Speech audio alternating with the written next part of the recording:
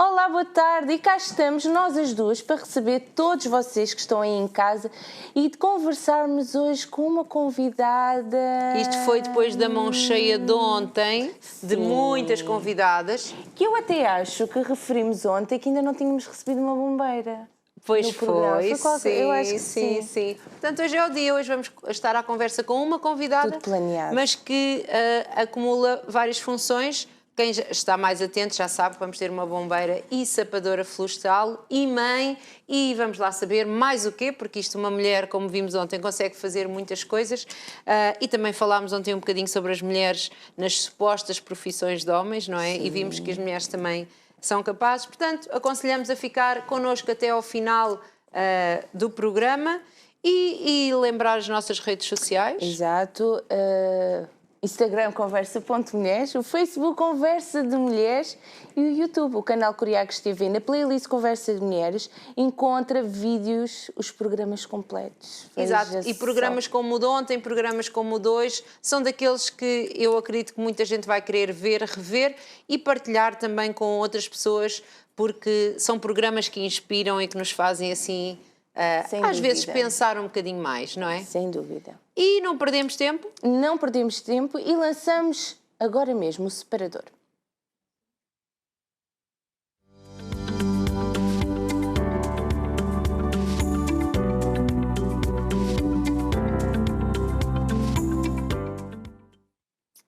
Inspiração. Inspiração. Temos que perguntar à nossa convidada se gostou do separador que arranjámos para ela e para mais algumas outras convidadas. Eu acho que todas são uma inspiração, não é? Então, hoje não temos só uma Cláudia. Temos duas Cláudias, exato. A Cláudia Neves. Olá, boa tarde. Seja muito bem-vinda. Muito obrigada. Obrigada pela oportunidade também de vir aqui também falar um bocadinho da minha história de vida, que acho que sim, pode, de certa forma, pode inspirar outras mulheres. Outras mulheres. Então, Cláudia, eu acho que pelo sotaque já chegaram lá, mas conte-nos de onde é que vem, como é que foi aqui o seu percurso. Pronto, então eu sou de Portimão, Algarve, já que toda a gente consegue identificar Portimão, Praia da Rocha. Portanto, vivi a minha vida toda então em Portimão. Gosta muito de praia? Adoro praia, adoro natureza, mas pronto, eu sou um bocadinho polivalente nesse aspecto, não vivo nem sem o mar nem sem a serra, então estou ali bem enquadrada entre Monchique e depois a praia, estou sempre entre as duas. Está sempre tem um bocadinho o melhor de dois mundos, o melhor não é? dos dois mundos, exatamente. Então e como é que foi a sua infância? Já era assim uma pessoa que gostava muito de coisas com muita adrenalina, muitas aventuras? Sim, de certa forma sim, porque toda a minha família, tanto da parte materna como paterna, são ali da zona da chamada Serra Algarvia, Serra Barrocal, portanto ali entre o Alentejo e o Algarve. Também uma zona muito bonita, dizem. É. Serra e de praia também, Sim. Não sei se é perto da praia, mas aquela zona toda ali. Acaba por não ficar muito longe, mas sim, comparando com o sítio onde eu vivo agora, que estou a 5 minutos, 5, 10 minutos da praia. Mas sim, ali aquela zona... Agora tive só um bocadinho de inveja, mas eu sei que inveja é mau, portanto já mandei embora, não é? Pronto. Então a minha infância acabou por ser um bocadinho também no meio rural, portanto na Serra Algarvia, porque os meus pais sempre trabalharam na indústria hoteleira, eram ambos recepcionistas, e então isto só para dizer que férias de verão era para esquecer, eles trabalhavam sempre. Os algarvios não têm muitas férias de verão, não é? Não, é um bocadinho difícil coordenar, há certas profissões que é possível. E então, o lado bom e ótimo da coisa é que nós passávamos as férias de verão com os nossos avós, eu e o meu irmão, digo nós, porque eu tenho um irmão mais novo. E então era sempre dividido ali, no meio rural, então sempre tive aquele gosto, aquele bichinho da natureza, de andar pelo campo, os meus avós sempre trabalharam na agricultura, então era muito aquele mundo, e acho que talvez venha daí depois aquela sequência de que me fez depois ir para a parte da sapadora florestal. Diga-me uma coisa, o que é que estudou, assim, ao longo da... O que é que queria fazer quando fosse crescida, o que é que se imaginava a fazer? A Cláudia pequenina? A Cláudia pequenina queria muito ser veterinária. É? Era a veterinária. Gostava dos animais, muito, os da serra e os do meio rural. Muito mesmo. Mas depois, pronto, vem ali o ensino secundário, vem ali as exigências em termos de notas, né, de estudo, e a Cláudia era um bocadinho preguiçosa para estudar. Malandra, Cláudia. Queria mais era andar a brincar, a ir buscar bichinhos, mexer. aquela coisa.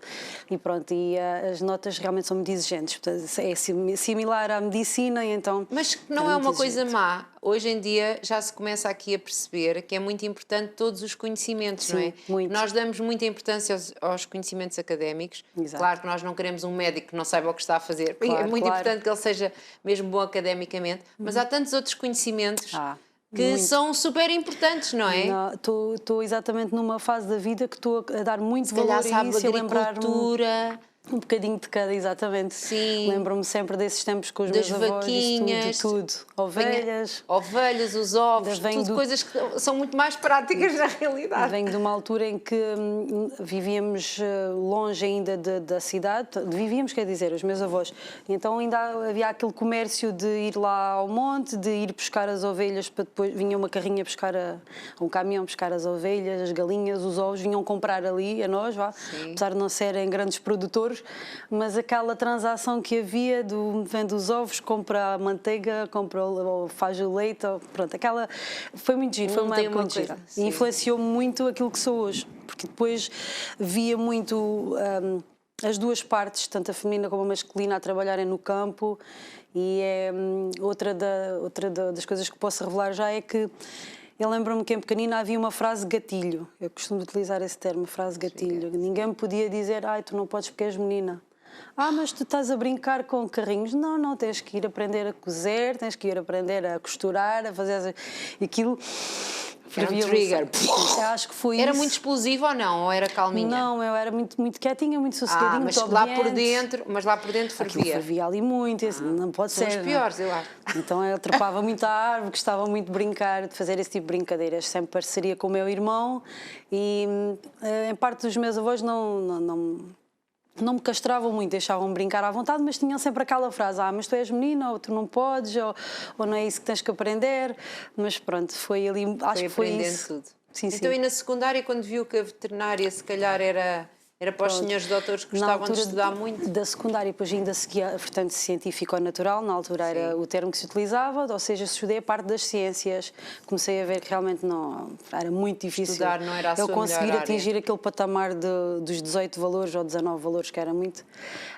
Mas pronto, sempre gostei muito da vertente humanitária e do ajudar o outro e de ter o conhecimento para... Era uma coisa que me afligia muito, era ter que ajudar alguém num momento aflitivo e não conseguir, não ter ferramentas, ferramentas de conhecimento para poder ajudar. A tal situação de os meus avós serem ali da zona da Serra Algarvia, fazia-me atravessar o Algarve de sul para norte várias vezes, e antigamente era a Estrada Nacional que passava lá próximo, eu passava constantemente por acidentes. E isso foi uma coisa que durante a adolescência foi enchendo ali o saquinho para querer ter aquela vontade de poder ajudar mais tarde. E na altura tinha um padrinho que era mecânico nos bombeiros. E lembro-me foi a primeira pessoa com quem eu comentei isso. Padrinho, eu quero ser bombeira. A sério? Tu não podes e depois tens que ir para os acidentes. Já viste ver as pessoas assim, ver as pessoas assadas, ou seja, tentam pintar ali um cenário mesmo Negro. complicado, mesmo negro. Mas é negro, mas é verdadeiro, não é? Realista. Acaba por ser realista. É realista, é Mas mesmo assim. Na altura aquilo ficou ali, e aquela coisa de ter crescido ali naquele ambiente. Não, se o padrinho diz, então vamos tentar não contrariar. Depois a vida também começa a levar-nos para outros rumos. Acho que também isso faz parte. Qualquer pessoa às vezes tem determinados planos e de repente a vida dá ali uma reviravolta e não é agora, é mais tarde. E então essa oportunidade surgiu depois mais tarde. Então, e o que é que estudou? Depois Portanto, desistiu no segui o 12º? ano, ainda concorri para enfermagem e para educadora de infância, porque também gostava muito de crianças. Não entrei logo no primeiro ano, porque eu tinha ido, tinha ido à última fase de exames e depois concorri mais tarde e acabei por não entrar. E surgiu a oportunidade de começar a trabalhar no infantário como ajudante de ação educativa. E olha, ótimo, parece-me bem, porque vou trabalhar junto à profissão, vou perceber se realmente é aquilo que eu quero para investir então num curso de educadora de infância. Só que quando se começa a trabalhar... Só que depois comecei exatamente a ver os dois mundos, dentro da educação de infância, tanto jardim de infância como creche, temos aquela parte das auxiliares e das educadoras. A educadora acaba por ser não digo formal, porque elas interagem obviamente com as crianças, mas têm toda a parte burocrática da coisa, que é muito maçuda, e eu sempre fui uma pessoa da ação.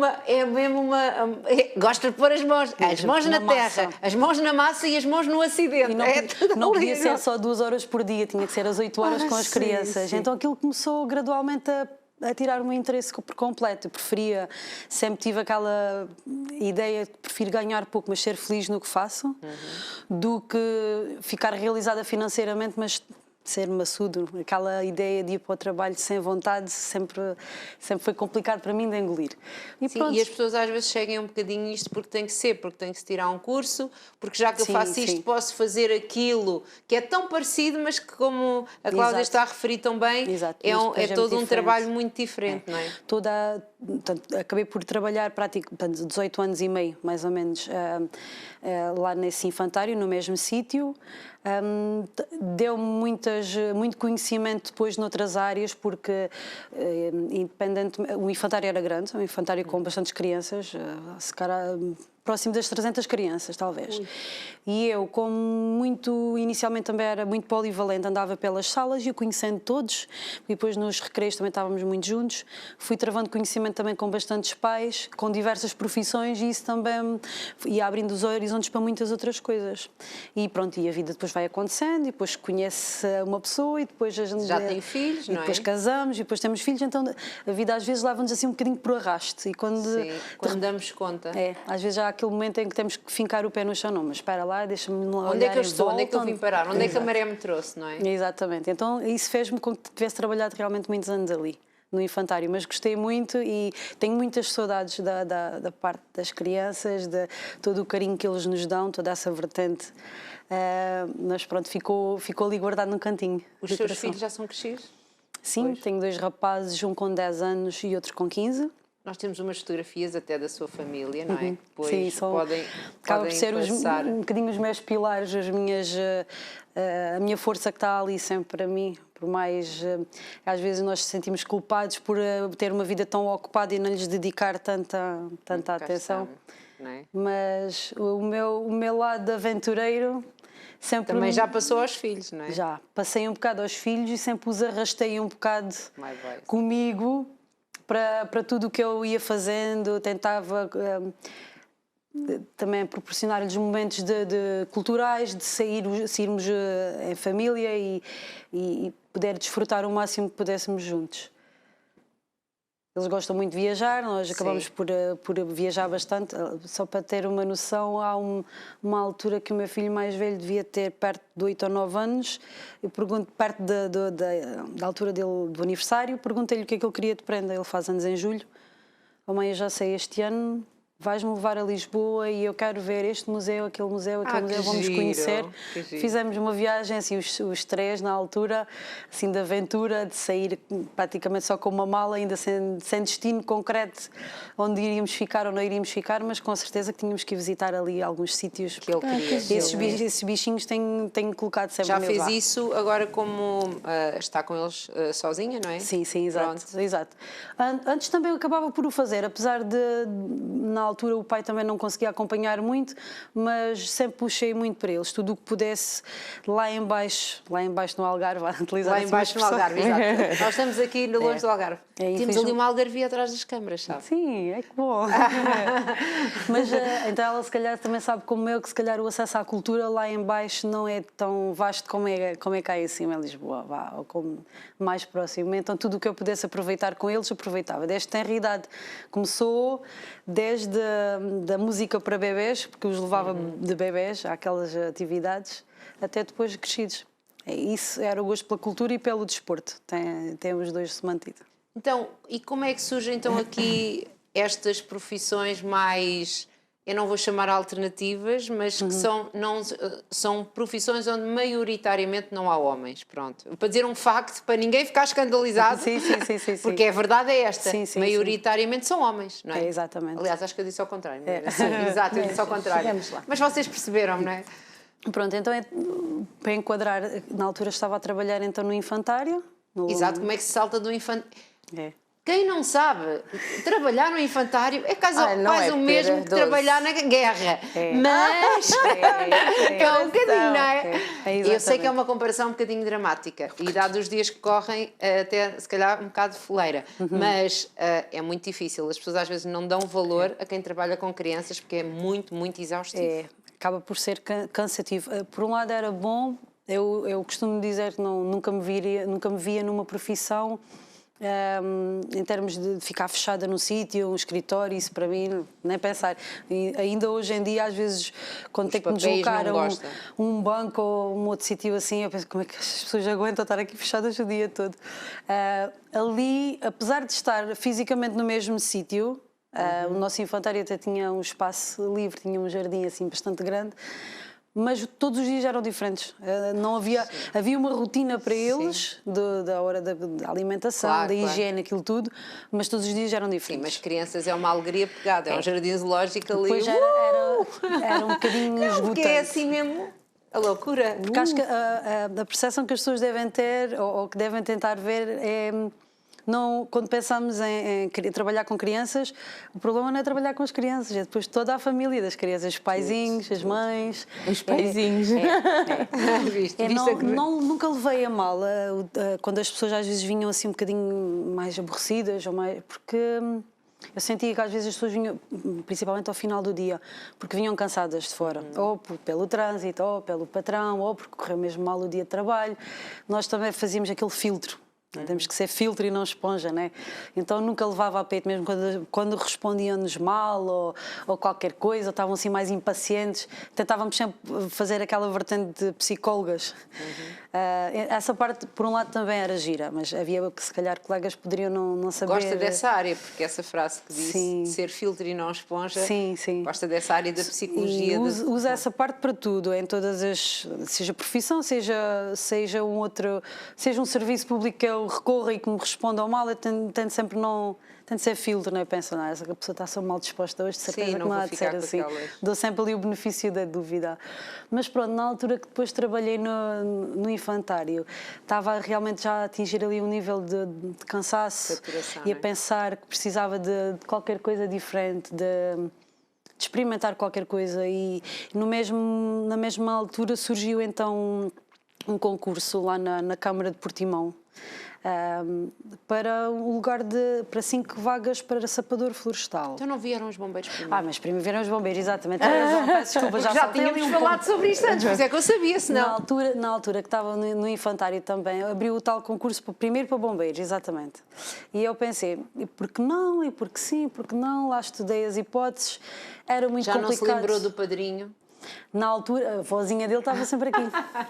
Mas pronto, também já tinha outra idade e depois comecei a pesar os prós e os contras, porque implicava ser bombeiro, implica uma recruta exaustiva, com muitas horas de instrução. O que é que tem? O que é que acontece na recruta dos bombeiros? Na recruta dos bombeiros temos que aprender desde a parte da ordem unida, que é a parte do saber marchar, perceber a orgânica de todos os bombeiros, a hierarquia, toda essa parte, como depois também todas as vertentes que os bombeiros englobam, desde os incêndios urbanos, os incêndios florestais, acidentes com matérias perigosas, os salvamentos, e a parte também do pré-hospitalar. Ou seja, isto é dividido, foram 7 meses de recruta, ou seja, só de instrução teórica e prática. Estava dividida nesses diferentes módulos. E isso fez em pós-laboral, portanto? Sempre em pós-laboral. Daí que na altura surgiu o concurso, tentei me informar como é que iria funcionar, para depois lá estar a tentar organizar tudo. Na altura já me encontrava sozinha com os meus 2 filhos, os meus pais ainda trabalhavam, porque ainda eram novos para a reforma, então eu basicamente tinha que contar comigo, como tentei sempre ser a vida toda, contar só comigo. Depois, se houvesse alguma ajuda, melhor ainda, mas por norma sempre foi assim, sempre sozinha. Então o que é que acontecia? Durante a recruta eu saía, por exemplo, às 7h30 do infantário,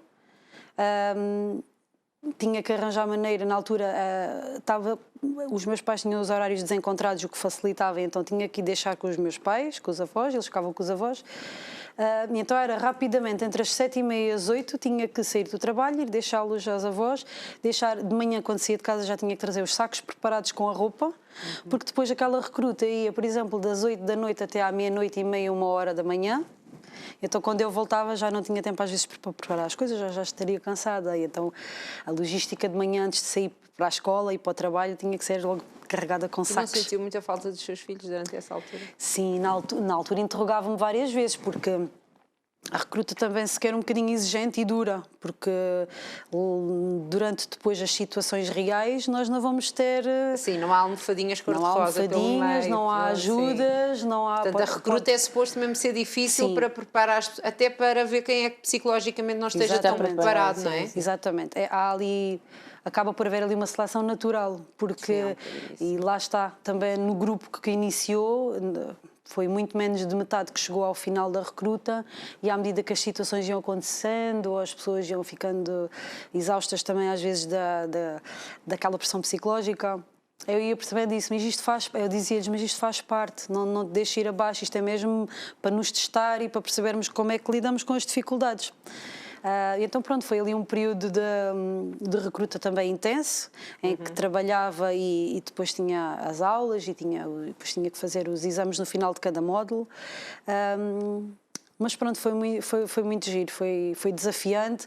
Havia alturas que vinha aquele pensamento, será que não era melhor eu ficar já por aqui, mas a minha teimosia... Mas gostou muito da recruta e gosta muito de ser bombeira? Sim, muito, muito. Temos algumas fotos suas que vão passando, não é? Eu quero ver. Tu queres ver as fotos? Estás curiosa?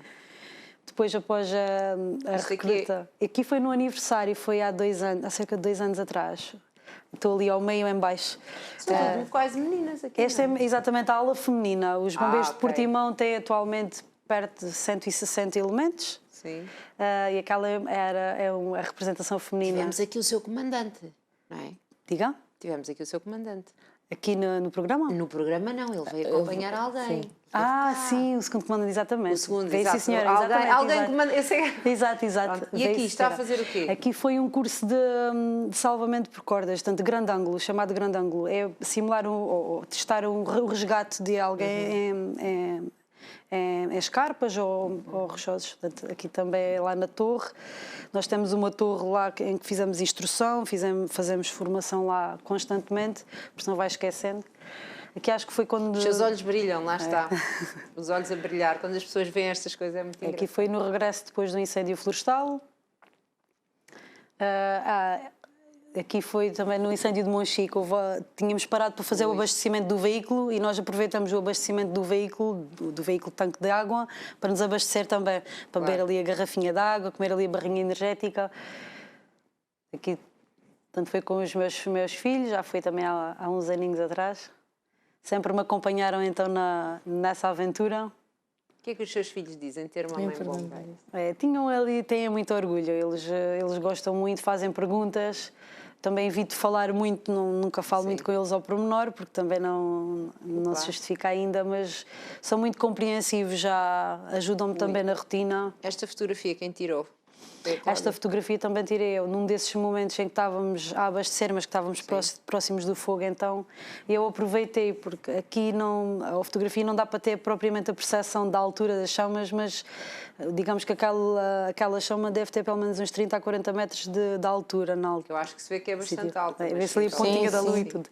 Este foi agora no incêndio do ano passado, lá também em Portimão, apanhou junto ao autódromo. Continua a haver muitos incêndios, não é? Infelizmente, sim. Há alguma maneira de tentar extingui-los o mais depressa possível, mas ao mesmo tempo há todo um conjunto de ações que já deviam ter sido tomadas ou cuidados que as pessoas poderiam ter e que talvez minimizasse a coisa, e então as próprias condições climatéricas também têm promovido os incêndios mais agressivos. Sim, este ano estamos outra vez sem chuva, portanto sim, prevê-se aqui um verão chato para isso, não é? A questão para haver um incêndio ou para haver fogo, depois tem que haver ali, tem que estar em conjunto várias condições, e uma delas é realmente as condições climatéricas, mas não se pode pôr a culpa só no tempo, claro. tempo, né? no estar tudo seco, porque mesmo de inverno nós chegamos a ter incêndios também complicados. O problema, acho que é num panorama geral, há terrenos que são muito grandes, as pessoas vão deixando de ter possibilidades também de os limpar, porque isso exige Mas agora até assim, grande depois esforço. dos fogos que tivemos lá no centro do país, não é? As leis mudaram um bocadinho Sim. para obrigar, supostamente, Sim. e há multas muito Sim. pesadas para quem não limpar os terrenos e tudo, não é? Mas depois, por exemplo, nós podemos ter ali uma boa parte dos terrenos que conseguem ser limpos e as pessoas tomam esse cuidado ou começaram já a tomar outra consciência, mas depois também temos as situações de pessoas que podem ter terrenos que já vêm de heranças familiares e que não se consegue, ou têm que dividir por várias pessoas e depois as pessoas não se entendem para os limpar, ou porque já são pessoas idosas e não têm a possibilidade de depois mandar limpar, porque pôr maquinaria pesada a fazer limpeza de terrenos depois exige muito dinheiro. E pronto, basta ficar um terreno desses esquecido, entre aspas, por limpar, porque depois também não exige que seja limpo todos os anos, pode haver ali uma manutenção. Mas basta haver um terreno que está no meio de outros, que está ali não é? no meio, que às vezes é o suficiente para haver ali uma continuidade e realmente arder bastante. E pronto, é sempre uma situação muito complicada. Aqui é como se pensarmos numa rocha ou numa pedra que se solta no topo da montanha e começa a rebolar. Ela é só uma pedra quando começa, mas depois quando chega cá abaixo vai enrolando, e os fogos é a mesma coisa. Ele começa, se começar num sítio que os bombeiros não consigam chegar lá, e há zonas que podemos demorar meia hora a chegar lá, simplesmente ou porque não há acessos ou não há estradas, e ao fim dessa meia hora o incêndio já tem uma carga energética tão forte. Pode parecer pouco, mas depois é muito difícil de travar. É todo. E o que a fascina mais aqui nos bombeiros? É esta parte dos incêndios e dos acidentes e das catástrofes que possam acontecer, ou também, não sei se faz essa parte do dia-a-dia com a população, não é? Eu acabo por fazer um bocadinho de tudo, porque como sou voluntária, nós às vezes utilizamos o termo estamos de kinder surpresa, ou seja, nós entramos ao serviço e nunca podemos fazer de tudo mesmo, literalmente de tudo, desde salvar uma gaivota, por exemplo. Pois em Portimão deve haver gaivotas para salvar. Mas salvaste de quê? Por exemplo, as pessoas quando encontram uma gaivota ou com uma asa partida, ou porque está doente, ou seja o que for, já cheguei a buscar uma gaivota no meio de uma rotunda porque estava com uma asinha partida. E então ficou ali. Apesar disso ser um assunto que acaba por ser mais de responsabilidade do CEPNA e depois de levar um abrigo mesmo para as aves, o bombeiro é aquela figura que as pessoas ligam para os bombeiros, ajuda não é? toda a gente, e ali nunca dizemos que não, por norma tentamos sempre dar uma continuidade ali à situação. Às vezes já há aquela situação de explicarmos às pessoas, olha, mas nós agora temos toda a gente na rua, ou porque temos um acidente em curso, ou porque temos um incêndio em curso. Há coisas prioritárias, são um bocadinho mais prioritárias. Infelizmente ou felizmente nós temos que priorizar também um bocadinho as coisas. Tentamos que as pessoas sejam um bocadinho compreensíveis nesse aspecto. Mas pronto, podemos desde do ir resgatar uma gaivota, ou uma cobra, ou um outro animal assim, incêndios. Acompanhar as pessoas. Eu estava a perguntar porque às vezes há pessoas que se sentem mal, que são levadas ao hospital.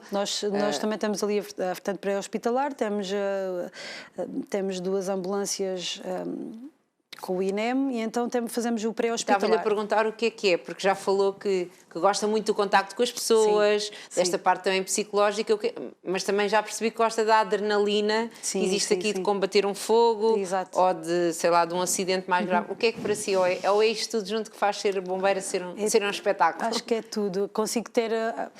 Cada pessoa depois há pessoas que podem não conseguir ter aquela vertente pré-hospitalar, ou porque lhes custa mais lidar com com a parte das pessoas em si, ou de não ver sangue, né? Mas alguém que não vê sangue não pode ser bombeiro, claro. Não, é complicado, é complicado. Pois, eu acho que sim. Se estivesse ali numa vertente, por exemplo, dos incêndios florestais, Estava para si um problema é os papéis, para mim é o sangue. Eu dei-me papéis que eu faço os papéis, não é que eu gosto, mas pronto. Apesar de todos temos formação, todos os bombeiros lá em Portimão temos formação para tudo. Temos que fazer ali, lá está o tal recruta inicial, em que temos ali um panorama de tudo e vamos depois fazendo sempre formações para ir reciclando. E depois para ir tomando outros conhecimentos mais recentes que nos sejam úteis. Mas depois podemos ter também bombeiros ou colegas que têm mais aquela vertente, por exemplo, dos resgates. Temos uma equipa de mergulho, que acabam por ser bombeiros especialistas, só têm aquela vertente do mergulho e não fazem depois o pré-hospitalar, porque o pré-hospitalar também exige que tenhamos ali um conhecimento sempre ali assertivo e está sempre tudo a mudar. Os protocolos, tudo o que é feito na área da saúde está sempre a sofrer inovações.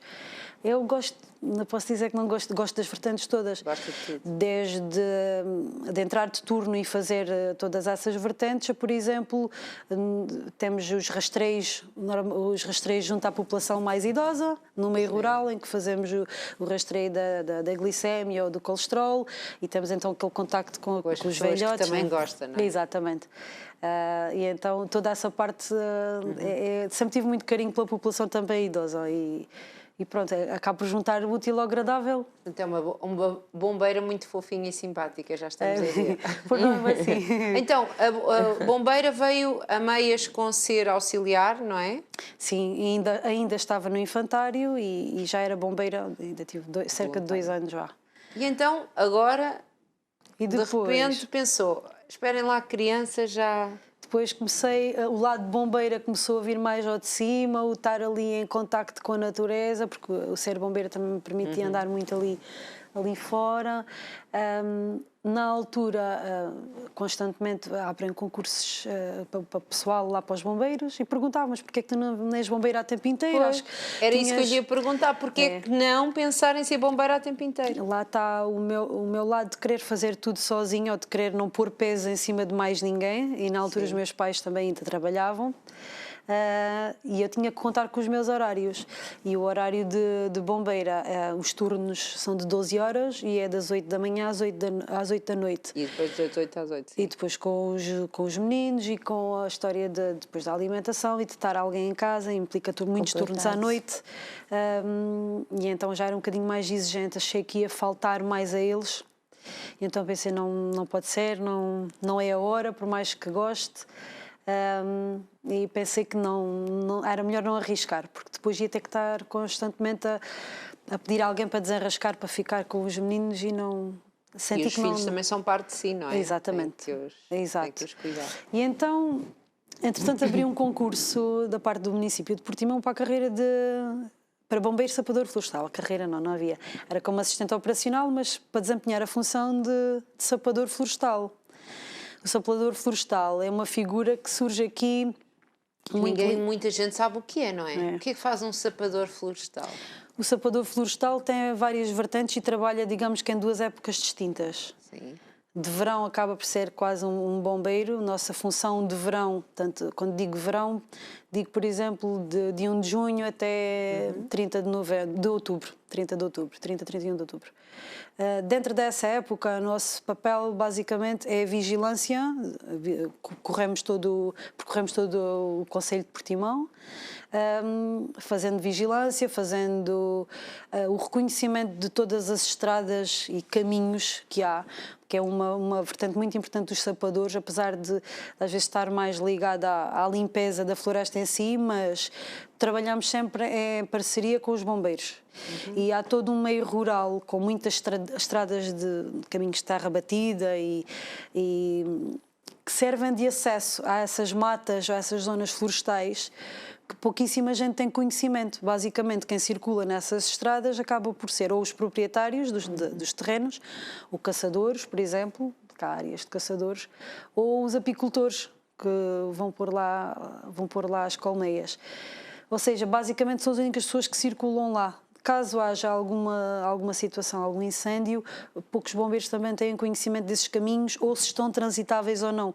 Porque, felizmente, as novas tecnologias permitem, com as aplicações, ver os mapas, ver as estradas, aquilo tudo, mas tudo o que está em tempo real ali, muitas das vezes, ou porque, dada a erosão, caiu uma barreira e aquela estrada não está transitável. Depois são estradas que passam uma pessoa hoje, passa outra daqui a 3 ou 4 dias. Então, o nosso trabalho também acaba por ser um bocadinho esse, o circular e perceber se está tudo... Se está tudo ok. Se está tudo transitável, se naquela estrada só passa um veículo ligeiro ou se passa um caminhão dos bombeiros.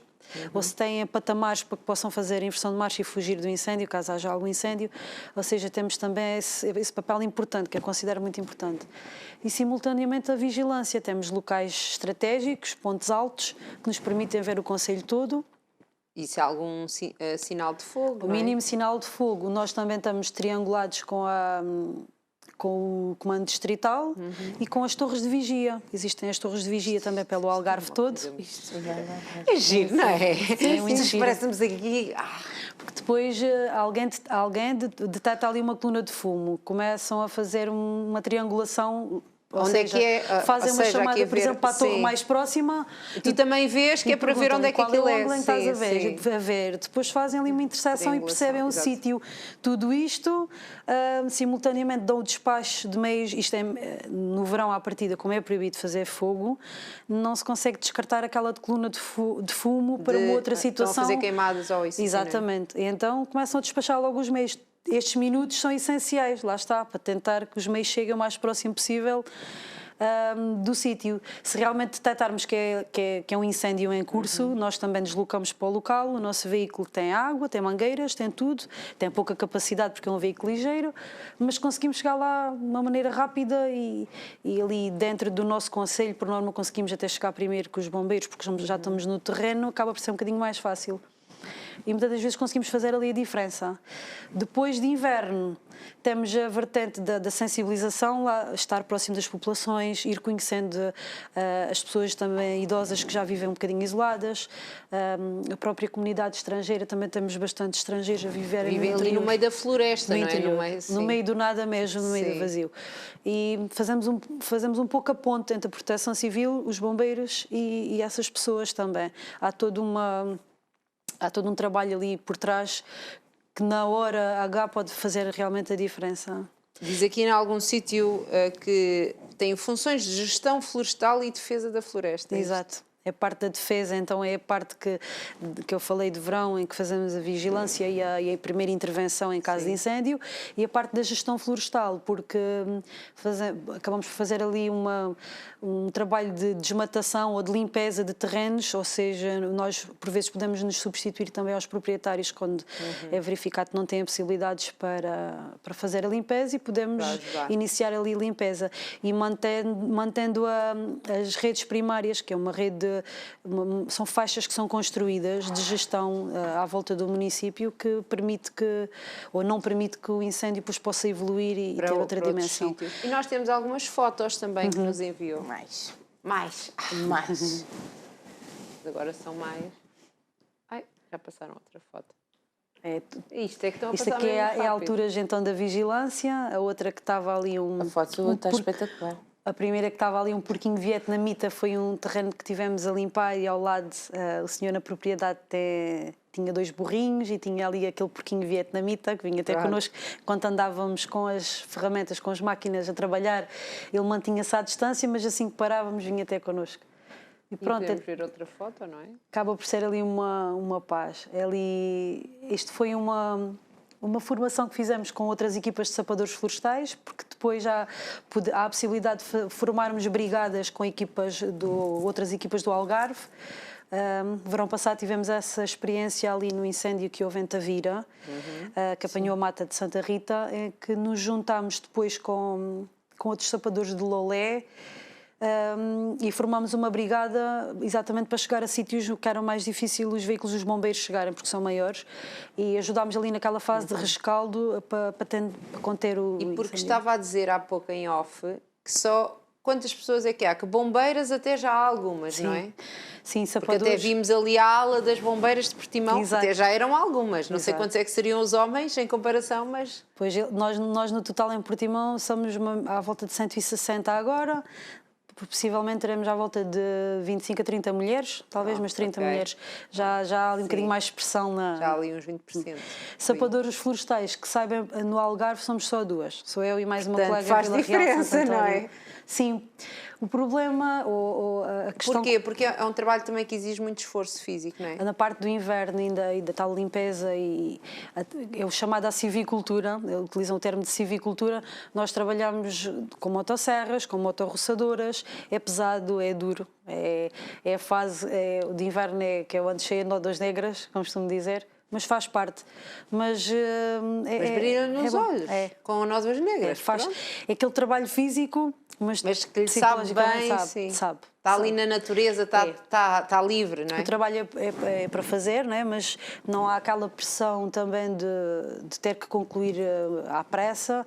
Vamos fazendo, vamos parando, depois trabalhamos com máquinas, temos que fazer a devida manutenção e os devidos cuidados, e então há todo um tempo para fazer, e enquanto estamos ali naquela dureza de ou a cavar ou a fazer esse tipo de trabalhos, também é bom. É muito Também bom. é bom. E estávamos a ver umas fotos, ainda não acabámos de ver as fotos, que ainda temos mais umas fotos para ver. Esta parte é de sensibilização, além da parte dos idosos, temos também a parte das escolas, das crianças. A partir mais ou menos de março, abril, juntamos com a escola na sensibilização então para a natureza. E então acabamos por levar as crianças ao campo e ao meio rural. E eles gostam muito, não é? De certeza. Muito, muito. Por acaso ali naquele conjunto há ali um colega que está empurrando uma cadeirinha de rodas, Sim. o que aparentemente seria impossível alguém com mobilidade reduzida andar ali pelo campo e no meio da terra, mas nós conseguimos levar então aquela criança que ficou super satisfeita naquele dia, além de ter saído da escola e de ter usufruído ali do campo. Aqui também num momento de vigilância, em que estou no topo do nosso veículo, do nosso Jeep. Tentamos mesmo pôr nos pontos mais altos para tentar ter o panorama todo e ver ali as covinhas. E tira umas boas fotos. E volta e meia aproveito. Eles brincam muito comigo. Silêncio, tão Muito. bom. Eles brincam muito comigo, mas tu não vais trabalhar, tu vais passear e tirar fotografias. Mas é muito bom, é muito bom. Para mais tarde recordar. É. Olha. Aqui foi um ninho, nós estivemos a limpar e pronto, lá junto à árvore havia um ninho. A mãe tinha voado para fora por causa do barulho das máquinas. E então aqueles 3 bichinhos estavam ali muito quietinhos, muito amalhadinhos ali no ninho. Essa parte lá está da natureza que também sempre gostei muito e o ver os animais. O que é que lhes fizeram? Deixaram-nos lá sossegadinhos? Eles depois ficaram lá. Assim que abalámos, começámos a ver a mãe a voar de volta. A mãe voltou. Ali é uma das minhas ferramentas, que é uma motorroçadora. Em que Faz o quê a motorroçadora? Portanto, ela acaba por triturar ali a parte dos arbustos. Nós tentámos tirar os arbustos que chamamos as invasoras, que nós quando cortamos elas depois ao fim de um tempo começam a crescer, a crescer. Acabam por ser... cresce que nem mato, não é? Mesmo. É uma expressão que se usa por alguma razão. Ali aquele sítio era um caminho que, segundo um senhor que depois se dirigiu a nós, disse: olha menina, eu já vivo aqui há cerca de 60 anos e nunca vi este caminho limpo. Finalmente agora conseguimos ver o outro lado da estrada. Pronto, foi um caminho que nós fomos limpar, realmente foi muito complicado. E ali tem ali um mapa, não é? Ali temos uma carta militar. Carta militar, que tem ali os termos todos e indica-nos também os pontos altos. Destes papéis já não tem medo? Não, destes já não. Destes até nos ajudam. Estes até nos ajudam. E sabe interpretar, ler Sim, aquilo, não é? Sim. E temos ali então os binóculos e é o nosso rádio. Sim, é o nosso rádio. Nós só com a aplicação, mas eu não sei se a aplicação funciona no meio da floresta. E é o nosso rede, rádio Ciresp, que depois comunicamos com as torres. E com o outro conseguimos comunicar então com o comando distrital, caso avistemos alguma coisa. Muito giro. Ai, e quentinho. Este foi no incêndio de Monchique. No incêndio de Monchique tive de noite, apesar dos sapadores florestais, o nosso horário teoricamente, ou em termos de contrato, seria das 9 às 5, folgas ao fim de semana, portanto isso é um bocadinho, quando há alguma situação nós estamos prontos e ninguém questiona sequer isso. E então, na altura dos incêndios de Monchique, a equipa era recente, na altura acho que tínhamos cerca de um ano de termos nos juntado, e nós tentámos dar apoio enquanto ele esteve em Monchique, não estava no nosso município, então nós não poderíamos atuar fora, só mesmo se depois fosse dada essa ordem. Então mantínhamos vigilantes para o caso de haver alguma projeção, alguma coisa que caísse cá do nosso lado. E então o que é que aconteceu durou cerca de 7 dias, salvo erro, 6, 7 dias. Isto é uma coisa muito exaustiva, não é? Quando são estes incêndios. Trabalhava nos sapadores, depois saía 6, 7 horas, ia para os bombeiros, levava à noite com os bombeiros a apagar fogo e depois voltava de manhã a entrar nos sapadores, porque a tal adrenalina... Como é que gera ficar sem dormir? Porque ficam muitas vezes sem dormir, não é? Sem dormir, e mesmo quando tentamos fechar ali um bocadinho os olhos, mas... o próprio corpo ou o próprio organismo dá-nos ali um boost, eu nem consigo explicar onde é que vou buscar essa energia. Foi muito complicado naquele incêndio de Monchique, porque ao fim de 5 dias já parecia que tinha aquela sensação fora de corpo. Quando está a falar de 5 dias, não está a falar de 5 dias úteis de trabalho, ou de 5 dias de 12 horas ou 14 de trabalho. Está a falar de 24. Está a falar de 5 dias seguidos. 24 sobre 24. Não tive constantemente diretamente no fogo, acabei por andar de um lado para o outro, ou seja, ir para pontos que fosse necessário depois a nossa intervenção, depois também há algum apoio logístico, há todo um... Sim, porque depois os bombeiros também precisam, no mínimo, de beber água e de comer qualquer coisa, não é? Sim. Tem que ser, senão E depois o mundo não para só porque há ali aquele incêndio. Está aquele incêndio a decorrer, mas pode haver um incêndio urbano, entretanto, ao mesmo tempo. Um acidente. Há o pré-hospitalar, há o acidente, ou seja, tem que se manter um mínimo de efetivos também no quartel. Eu nunca apanhei nenhum susto. Alguns. Ainda nenhum assim... Que me chegasse à pele. Que me chegasse à pele ou que me fizesse assim de mover. À pele chega, porque arranhões e nódoas negras e pancadas, isso não sinto na hora, só sinto depois. Mas aquela vontade de ajudar é tão maior que só depois é que nós pensamos nisso e não há aquela parte no momento. Ficamos tão focados em fazer o melhor e ajudar que... É resolver aquilo e saber que são vocês que sabem fazer, não é? Exato. Porque ali é ter os sentidos todos alerta, não só para aquele instante, como para tudo o que está à volta, para as pessoas que possam aparecer nos incêndios florestais. Surgem-nos pessoas que querem ajudar, não é? Sim. E pedem-nos, por favor, agora venha aqui, ou porque sei ali de um sítio que está, e nós às vezes não podemos sair dali porque se não apagarmos aquilo, ou viramos costas para ir ao outro lado e de repente começa a arder outra vez ali, e é muito complicado. E nós pomos-nos na pele das outras pessoas, tentamos ajudar ao máximo, mas depois ao mesmo tempo também não podemos ter uma cabeça dali. muito fria também, não é? É muito complicado. E gerir emoções é a parte mais difícil, ou era a parte que eu pensei que você pudesse gosta ter. De psicologia, gerir emoções. Bocadinho, Eu sou um filtro, não uma esponja. Gosto dessa parte e tento... E se calhar essa parte é que a faz ser forte perante todas estas coisas, não é? Que acontecem. Penso que sim. Lá está. Tive um bocadinho medo dessa parte porque... Mesmo, por exemplo, em pré-hospitalar, em que nós vamos à casa das pessoas, às vezes vamos em momentos em que as pessoas estão desesperadas ou com dor, ou porque o familiar está ali em alguma situação que nós tentamos ajudar, mas que estamos a ver que a pessoa está mesmo mal.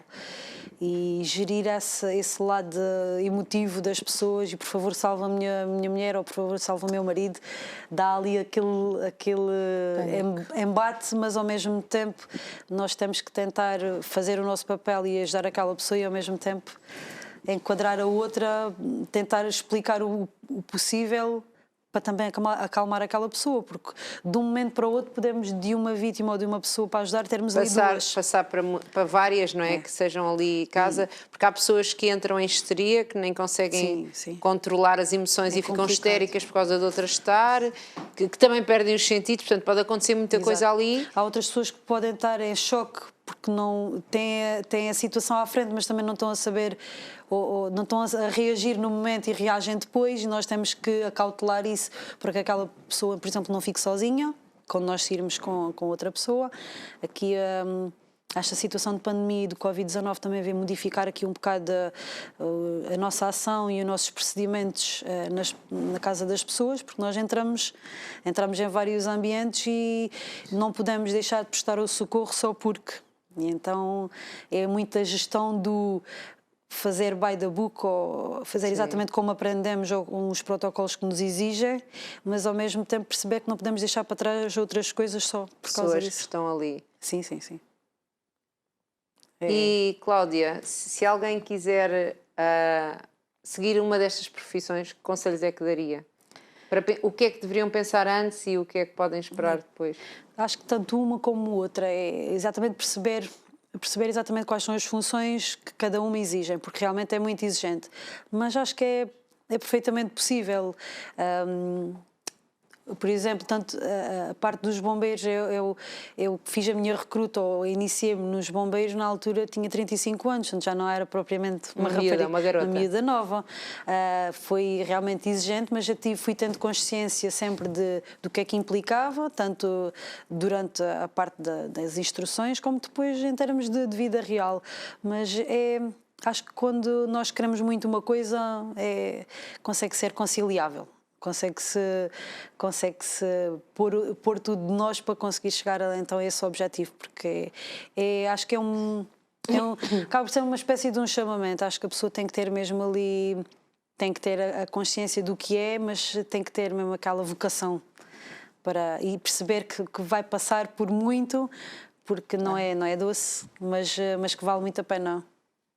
É isso que recompensa os tempos que se calhar às vezes Sim. não está em casa com os filhos ou que não pode fazer outras coisas que Exato. outras pessoas que não têm quase que duas profissões, porque acaba por ser isto que tem. Ali a vida acaba por ser um bocadinho andar a correr, tanto para um lado como para o outro. Portanto, neste momento eu, como sou voluntária, nós temos os nossos piquetes regulares, os chamados piquetes, ou seja, cumprimos ali aqueles dias específicos, mas depois também podemos dar disponibilidade para outras E pode outros tocar turnos. a sirene, não é? E pode tocar a sirene neste Quantos caso. toques? Diga lá, temos tão pouco tempo. Ficar aqui, quando dá um toque dos bombeiros, Lá em Portimão nós... é diferente em cada sítio? Sim, provavelmente Pronto, está tudo explicado para a minha vida. E as novas tecnologias também hoje em dia, primeiro chega a mensagem. Chega a mensagem antes de... Mas lá ao pé de mim ainda toca ainda ouço tocar os bombeiros. Nós lá em Portimão temos outra coisa engraçada que é, salvo erro, às 10 para as 5 às 10 para as 5 e às 5 horas costuma dar sempre um toque. Era o toque da sirene na altura veio do tempo das conserveiras das fábricas, eles têm aquele toque já... Mas não há um toque para chamar os bombeiros todos? Sim, e que já diz se é acidente, se é fogo, se é tudo, não é? Sei que isso está tudo definido agora. Viram que eu sei estas coisas. Só que depois mudei de terra e aquilo já não me batia. Eu disse, não pode ser, porque senão tinha que evitar a haver um incêndio. Então deve ser isso, mudaram os toques. Havia outras aldeias ou outras zonas que era com o sino a tocar, também tocava o sino a rebaixo.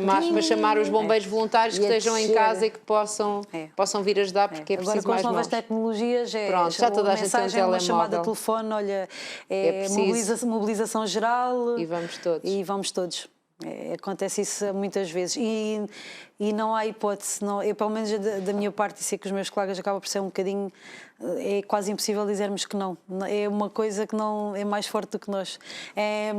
Se calhar numa questão de 10, 15 segundos percebemos logo o que é que temos que fazer e arrancamos. Já lhe aconteceu chamarem um filho seu estar doente? Não tenho tempo para perguntar estas coisas. Felizmente não, que eles graças a Deus são saudáveis. Mas já aconteceu, por exemplo, estar de folga. Este último incêndio grande lá em Portimão aconteceu. Nesse dia estive de folga. Acho, se bem me lembro, tinha ido com ele já à praia e tinha chegado a casa havia pouco tempo e alguém que me manda uma fotografia de uma coluna e eu pensei, isto é mesmo incêndio, porque às vezes vemos uma coluna e quem já está no meio já sabe interpretar que tipo de coluna é aquela. Eu, não, isto aqui, este vai ser sério. E assim que eu vejo a imagem, parece que começa logo começa aqui a borbulhar. E nós também estamos a borbulhar, porque temos que ir embora. Temos que agradecer à Cláudia. Obrigada. Obrigada. obrigada. Obrigada. Acho que é importante também falarmos um bocado, cada caso é um caso, ninguém é extraordinário e toda a gente o é. Acho que é mesmo importante. Foi um bom exemplo hoje. Que as pessoas não desistam daquilo que querem e pensam, não, isto não é para mim, ou simplesmente isto é uma coisa de homens, não é de mulheres, não se sentem que gostam. Acho Vale a que pena ir vale a pena atrás. investir, sim. Olha, que corra tudo bem. Obrigada. Exatamente, Tudo bom. e que seja Obrigada. sempre só Obrigada. boas notícias e ajudar outros. Obrigada. E eu não posso Olha, terminar muito giro. Sim. sem dar o meu agradecimento a todos os bombeiros e bombeiras, porque sim, vocês fazem muita diferença. Hoje isto para mim era muito importante dizer, até estou um bocadinho emocionada, portanto hoje terminas tu, Cláudia. Pronto, foi muito giro, foi muito interessante e pronto, mais mulheres, mais histórias passam por aqui pelo programa Conversas de Mulheres, então é sempre bom você estar atento a esse lado. Visite as nossas redes sociais e até ao próximo programa pelas 15 horas. Até à próxima.